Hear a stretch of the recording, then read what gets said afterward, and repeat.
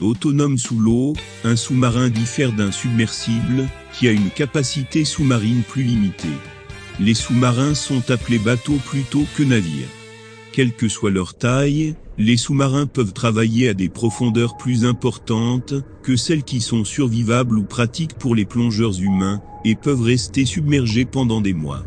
Les sous-marins ont d'abord été largement utilisés pendant la Première Guerre mondiale, et sont maintenant utilisés dans de nombreuses marines. Les utilisations et les missions militaires des sous-marins comprennent l'attaque des navires de surface ennemis marchands et militaires, ou d'autres sous-marins, ainsi que la protection des porte-avions, le blocage, le lancement de missiles balistiques dans le cadre d'une force de frappe nucléaire, la reconnaissance, l'attaque terrestre conventionnelle à l'aide des missiles de croisière, et l'insertion secrète de forces spéciales. Tandis que les utilisations civiles des sous-marins comprennent les sciences marines, le sauvetage, l'inspection et l'entretien des installations, la réparation des câbles sous-marins, le tourisme et l'archéologie sous-marine. Et dans cette vidéo, on va découvrir le côté militaire de ces machines tueuses et silencieuses, en listant les 5 sous-marins les plus dangereux de la planète. Notre analyse de ce top 5 sera basée sur le score combiné des armes offensives, de la furtivité, et de quelques autres caractéristiques.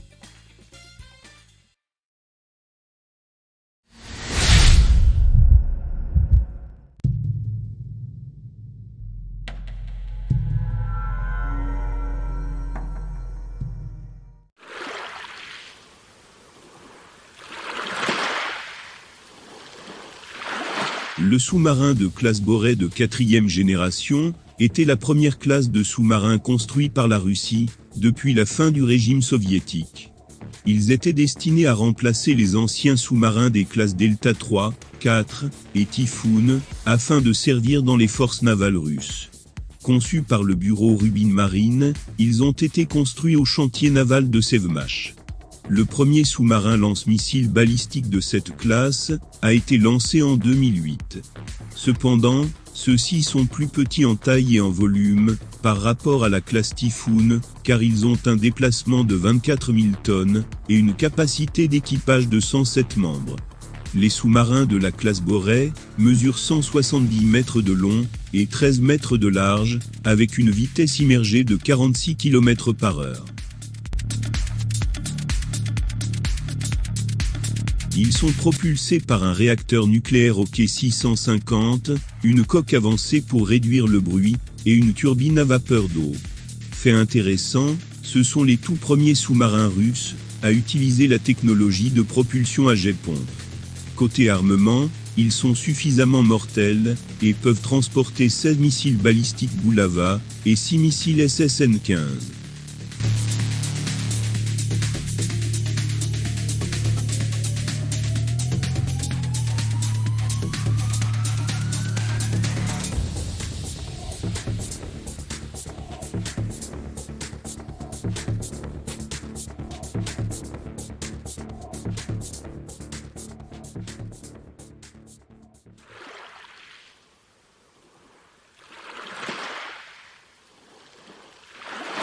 Le Triomphant S-616 est un sous-marin nucléaire lanceur d'engins de la Marine nationale française.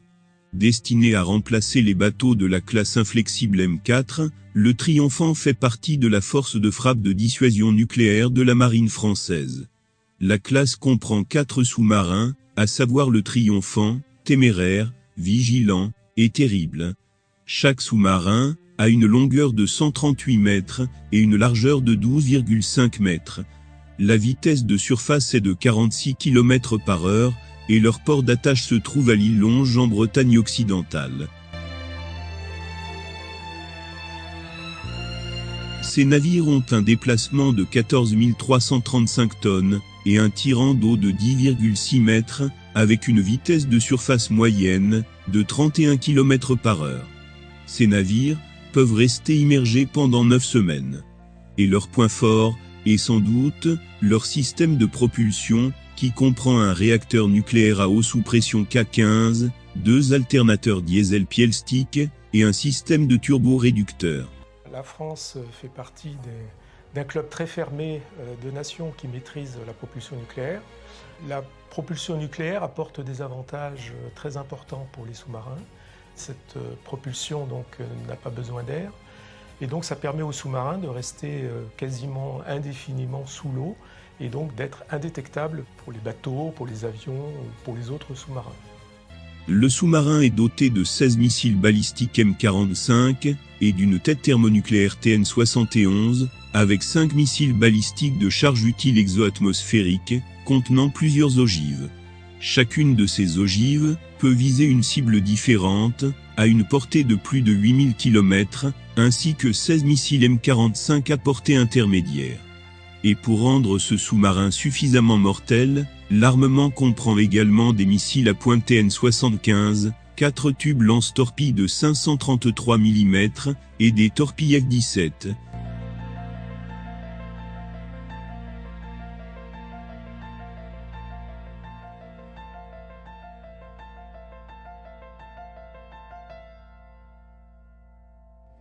Hier avec les redoutables, aujourd'hui avec les triomphants, demain, dans la décennie 2030, avec la 3e génération de SNLE, dont la réalisation vient d'être confirmée par la loi de programmation militaire 2019-2025.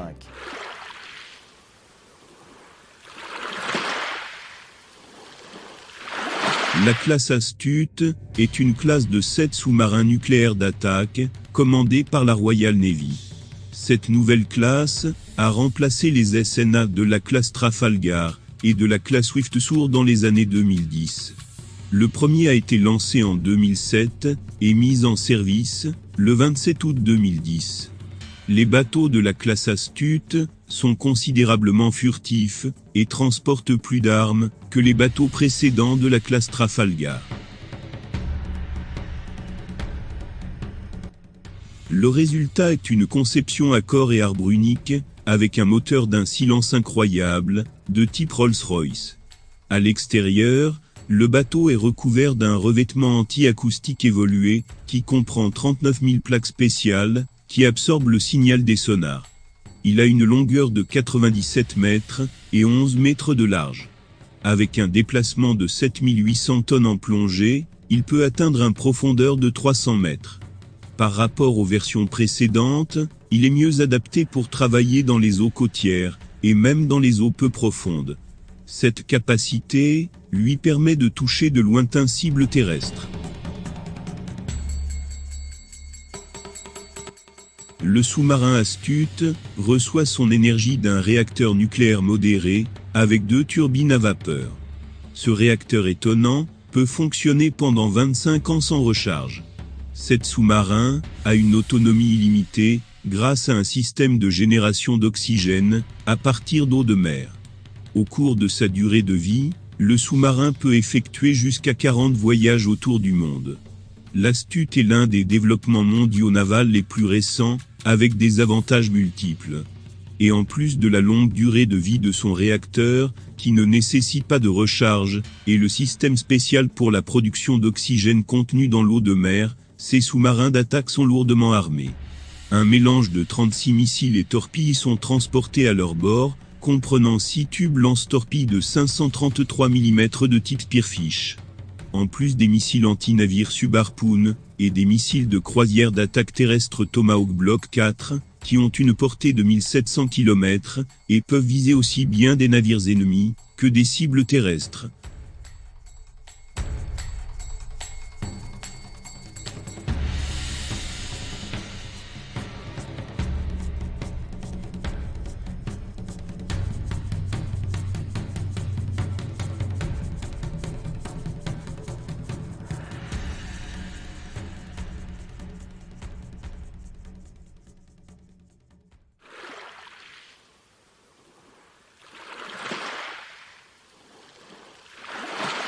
Depuis l'automne 1981 et la mise en service du premier classe Ohio, 18 bâtiments ont été construits, dont 14 sont actuellement en service dans leur mission originelle.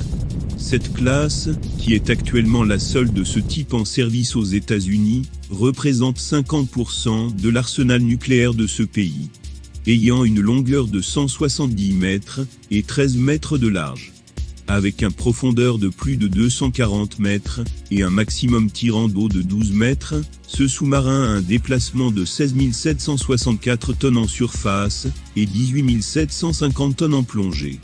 Et il est propulsé par un réacteur nucléaire à eau pressurisée S8G à une seule hélice, permettant aux sous-marins d'atteindre une vitesse de 22 km/h en surface et 37 km/h en immersion.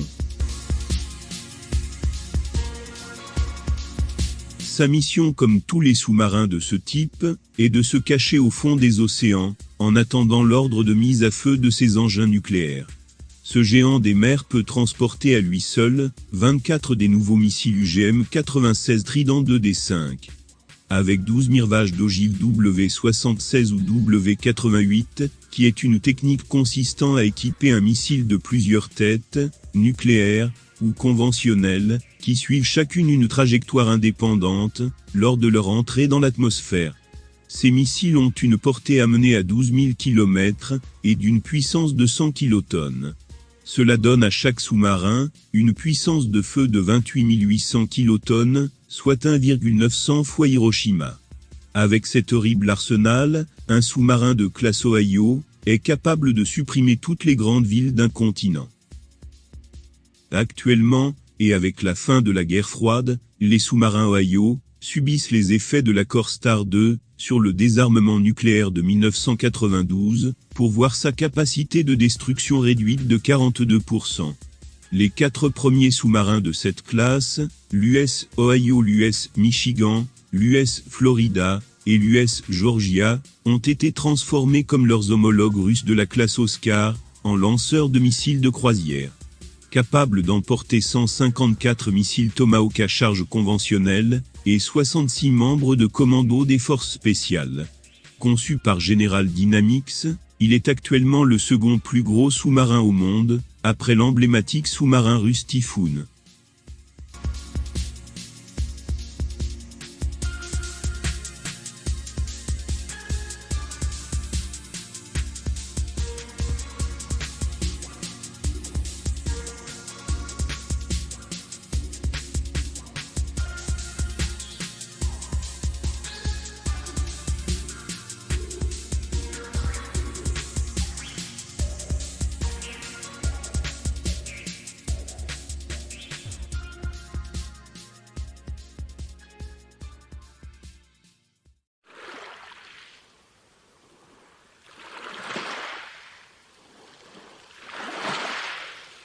La Russie a toujours construit des sous-marins impressionnants au fil des décennies, et qui ont toujours occupé une position particulièrement importante au sein de la marine soviétique. Constituant une branche puissante de la triade nucléaire de Moscou, et fer de lance des plans soviétiques, pour contrer les groupements tactiques de porte-avions, de l'organisation du traité de l'Atlantique Nord-OTAN. Cette vaste force sous-marine soviétique a connu beaucoup de problèmes dans les décennies qui ont suivi l'effondrement soviétique. Mais la Russie de Poutine s'est depuis engagée à moderniser cette force sous-marine héritée avec des remises en état profondes et de nouvelles conceptions. Et parmi ces machines de guerre navale, on trouve le sous-marin nucléaire lanceur d'engins de classe Akula, mieux connu par l'OTAN, sous le nom de Typhoon, qui est l'un des navires soviétiques les plus emblématiques jamais conçus. Les sous-marins de cette classe sont de loin les plus imposants au monde. Long de 173 mètres et 23 mètres de large et d'une hauteur de 16 mètres. Ce mastodonte a un déplacement supérieur à 25 000 tonnes en plongée. Les sous-marins de la classe Typhoon sont déployés dans les années 1980 au sein de la marine soviétique et ultérieurement russe. La classe Typhoon compte 6 unités construites et un chantier annulé. Ils étaient pendant la période de la guerre froide le cauchemar des sous-mariniers américains.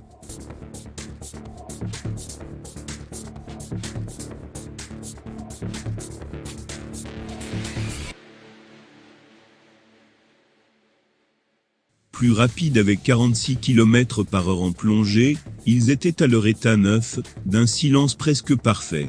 Il ne reste en 2018 qu'un seul exemplaire en service, le TK-208 Dimitri Donskoï, utilisé pour des tests du missile R-30 Bulava 1. Tandis que son retrait du service était annoncé le 20 juillet 2022 par RIA Novosti, qui est l'une des plus importantes agences de presse de Russie, avec TASS et Interfax. Bien que toujours performante et redoutable, le sous-marin de classe Typhoon a été remplacé par la nouvelle classe Borei.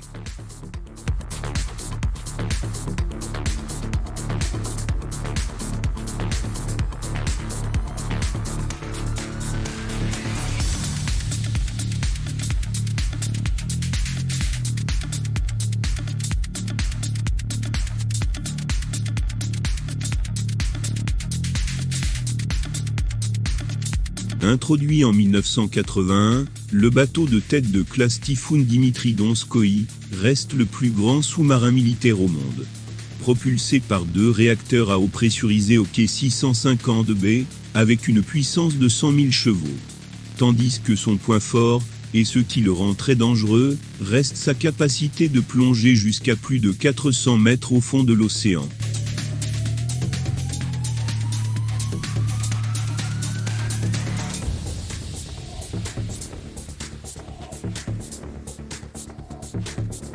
Côté armement, notre sous-marin est doté de 20 missiles balistiques de 84 tonnes, R-39 RIF, ainsi que des tubes lance-torpilles de 533 et 650 mm, et afin de rivaliser avec les concurrents américains de classe Ohio, les sous-marins Typhoon disposent d'une puissance de feu stupéfiante. Et avec sa taille, ses performances, en plus de son armement, le sous-marin de classe Typhoon mérite d'être la machine sous-marine la plus grande et la plus dangereuse de la planète.